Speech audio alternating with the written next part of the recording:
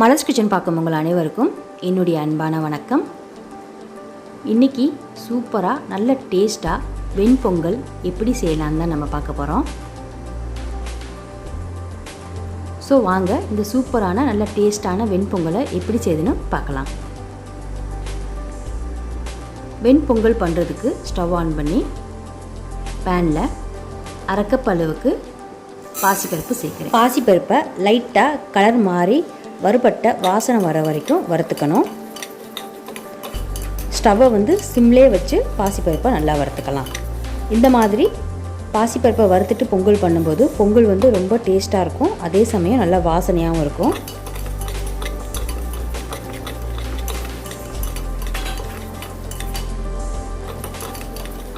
இப்போ பாருங்கள், பாசிப்பருப்பு நல்லாவே வறுபட்டுருச்சு, கலரும் மாறிடுச்சு. இப்போது எந்த கப்பில் பாசிப்பருப்பு அளந்து எடுத்தோமோ அதே கப்பில் அரை கப் அளவுக்கு பச்சரிசி எடுத்திருக்கேன். இதை மிக்சி ஜாரில் சேர்த்துட்டு ஒரே ஒரு சுற்று சுற்றிக்கலாம்.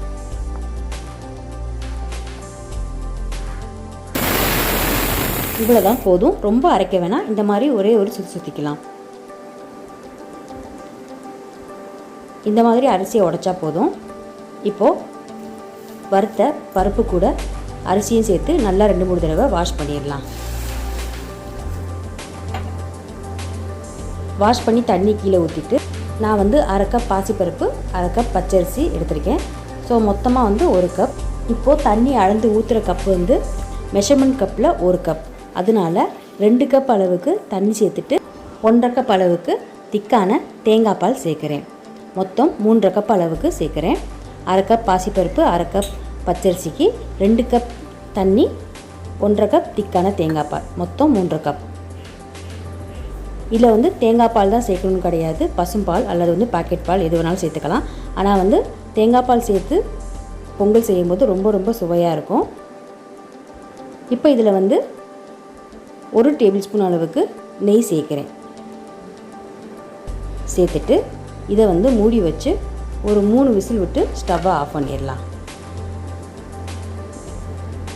பொங்கலுக்கு தண்ணி கொஞ்சம் அதிகமாக வைங்க, அப்போ தான் நல்லா குழஞ்சி பொங்கல் நல்லா வெந்திருக்கும். இப்போ ப்ரெஷர் போனோன்னே மூடியை திறந்து பார்க்கலாம். ஸோ பாருங்கள், பொங்கல் எவ்வளோ சூப்பராக வெந்திருக்குன்னு. நல்லா இந்த மாதிரி குழைய வெந்திருக்கணும், அப்போ தான் பொங்கல் சாப்பிட்றதுக்கு ரொம்ப நல்லாயிருக்கும். இதில் மீதம் இருக்க தண்ணியெலாம் கொஞ்சம் ஆறினோன்னே இறுகிரும். இப்போது இதுக்கு தேவையான அளவு உப்பை சேர்த்துக்கலாம். சேர்த்துட்டு எல்லாத்தையும் நல்லா மிக்ஸ் பண்ணி விட்டுறலாம். இது இருக்கட்டும். இப்போ மிளகு சீரகம் தாளித்து பொங்கலில் சேர்த்துடலாம். அதுக்கு ஸ்டவ் ஆன் பண்ணி கடாயில் 1/4 கப் அளவுக்கு எண்ணெய் சேர்க்குறேன். இது கூடவே 3 டேபிள் ஸ்பூன் அளவுக்கு நெய் சேர்க்குறேன். எண்ணெய் நெய் ரெண்டுமே நல்லா சூடாகி உருகட்டும். உருகின பின்னாடி 1 டீஸ்பூன் மிளகு சேர்க்குறேன். மிளகு இப்போ நல்லா பொரிஞ்சிருச்சு. இதில் 1 டீஸ்பூன் அளவுக்கு சீரகம் சேர்த்துக்கலாம். சீரகமும் நல்லாவே இப்போ பொரிய ஆரம்பிச்சிருச்சு. இப்போ இதில் கட் பண்ணி வச்சுருக்க இஞ்சி 2 டேபிள் ஸ்பூன் அளவுக்கு பொடி பொடியாக கட் பண்ணி இதில் சேர்க்குறேன். இது கூடவே 2 பச்சை மிளகாய், நல்ல ஃப்ரெஷ்ஷான கருவேப்பிலை இலைகள் 2 கொத்து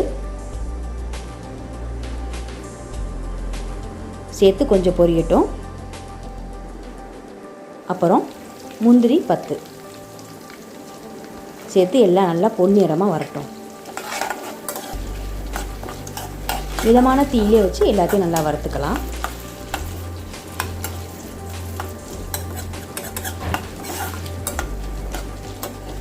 இப்போ எல்லாமே நல்லா வறுபட்டுருச்சு.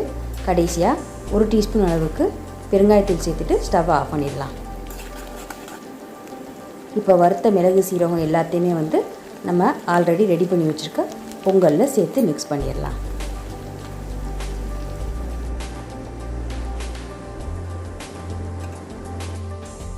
எல்லாத்தையும் நல்லா வெண்பொங்கல் கூட மிக்ஸ் பண்ணி விட்டுடலாம். ஸோ இவ்வளோதாங்க, சூப்பரான சுவையான வெண்பொங்கல் ரெடி ஆயிடுச்சு. நீங்களும் இதை வீட்டில் ட்ரை பண்ணி பாருங்கள், எப்படி இருந்துன்னு கமெண்ட்ஸில் சொல்லுங்கள். இந்த வெண்பொங்கல் கூட சாம்பார், தேங்காய் சட்னி ரொம்ப சூப்பராக இருக்கும். இந்த வீடியோ வந்து உங்களுக்கு பிடிச்சிருந்துச்சுன்னா வீடியோ கீழே லைக் பண்ணுங்கள், ஷேர் பண்ணுங்கள். அப்புறம் இது வரைக்கும் நீங்கள் மலர்ஸ் கிச்சனுக்கு சப்ஸ்கிரைப் பண்ணலன்னா மறந்துடாமல் சப்ஸ்கிரைப் பண்ணிடுங்க. கூடவே பக்கத்தில் இருக்க பெல் பட்டனை ப்ரெஸ் பண்ணிடுங்க. அப்போ தான் நான் போடக்கூடிய வீடியோஸ் எல்லாமே நீங்கள் உடனுக்குடன் பார்க்கலாம். மீண்டும் பார்க்கலாம். நன்றி, வணக்கம்.